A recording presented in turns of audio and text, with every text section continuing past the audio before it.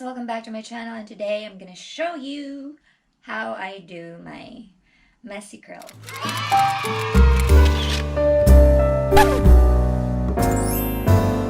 So first, what I usually do when I curl my hair is that I brush it. Yeah. Then you partition it which side you want to. Oh my gosh. I don't usually brush my hair so often. It's just too long and too time consuming, if you know what I mean. My hair is really boring, it's really straight, there's no volume and all. So once you're done brushing your hair, you can actually apply a styling mousse. And this one actually maintains the curl or holds the curl all throughout the day, and it's best to apply it before your hair gets dry.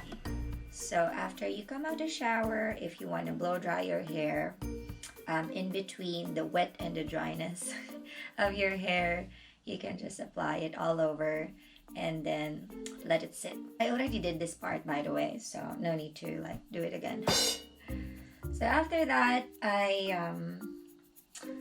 already start heating the curler. So I'm using this one. Shit. Sorry. It's so dusty. Let's just clean it first. So this one, I got it from Japan actually.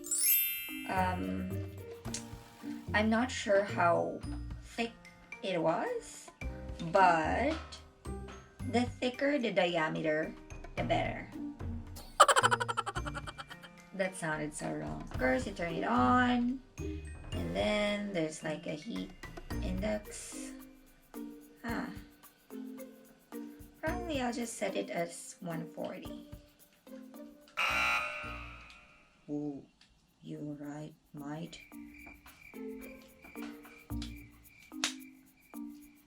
Going back, I think after mga kaya siguro ng Pasko. Okay. I'm so scared to use this again because I haven't used it for like, I don't know, 6 months, 7 months. What happened was actually it burned my leg. If you can see, the last time I used it, you can see the scar.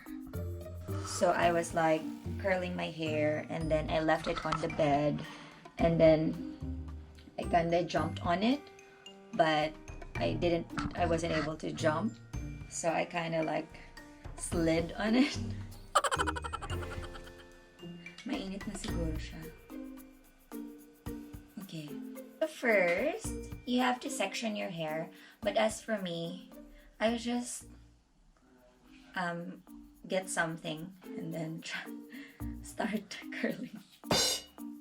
First step is parang kanina pa ang first step, hindi na umusad. Kuha ka ng section, make ipet, and then curl. And then it's always important to curl it away from your face, because some people or some ladies, they curl it like inside or inward their faces, which is actually not bad. Kukulot kaya to. Ang hirap wala ako salamin. Not bad. So usually kailangan mo siyang i-clip, pero wala akong clip, so i-add ko na lang siyang ganyan. We move on sa ex nating loko-loko. Ang boring kong panoorin. Kung nakita ko yung vlog ko, hindi ako manonood. Panoorin ko lang siguro mga 20 seconds. Tapos, okay, ang boring ni ate girl, corny. Oh, the girl.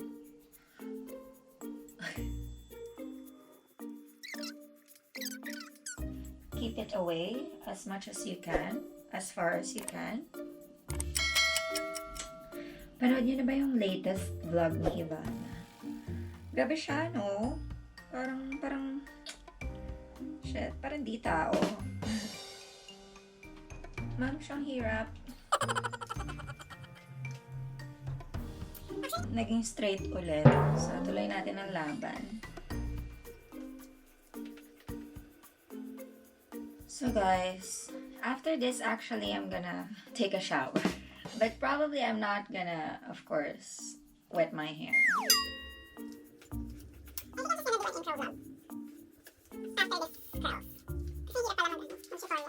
Katina nung makeup ko, kung ano-ano kasi nilalagay sa mukha eh. Tigwa $1, $2.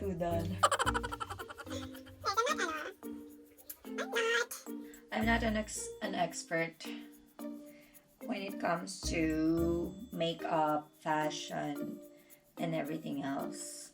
Probably I'm an expert in life. Life in general. Shut up.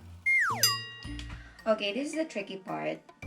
This is on your left side. It's kind of difficult because you have to like, oh my gosh. You have to like assist it with your hand and not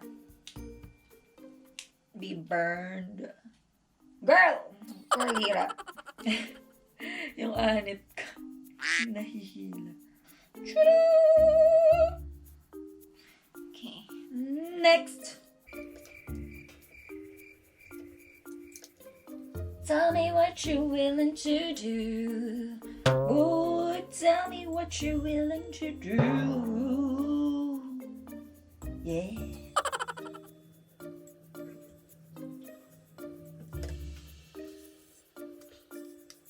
Oh my gosh. Kids, don't try this at home.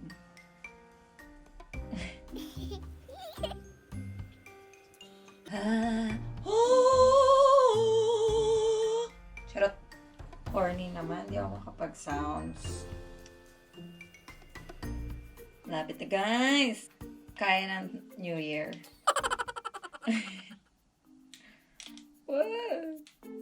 Okay. Ay, kita ko pala dito kung mapapaso na yung tenga ko. Sige. I'm actually filming an intro for my vlog.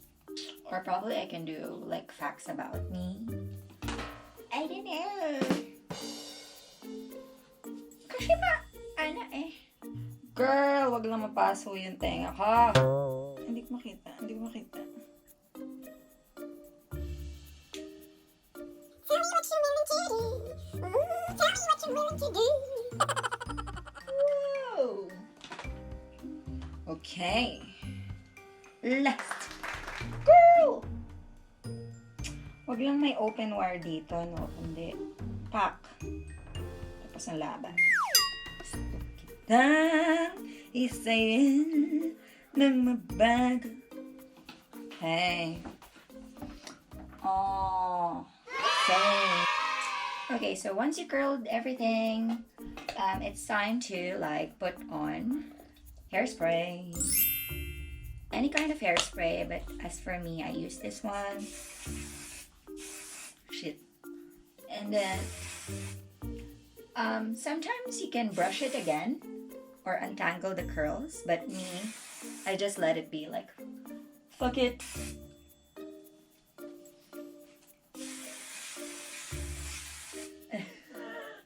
I don't know how much you need to put, but I just put everywhere and as much as I can. And as long as it works for you, and then of course you make gula, and then that's it. This is my signature messy curls. You make kusot, and then you make lukot from the root to the ends to the middle. Thanks for watching.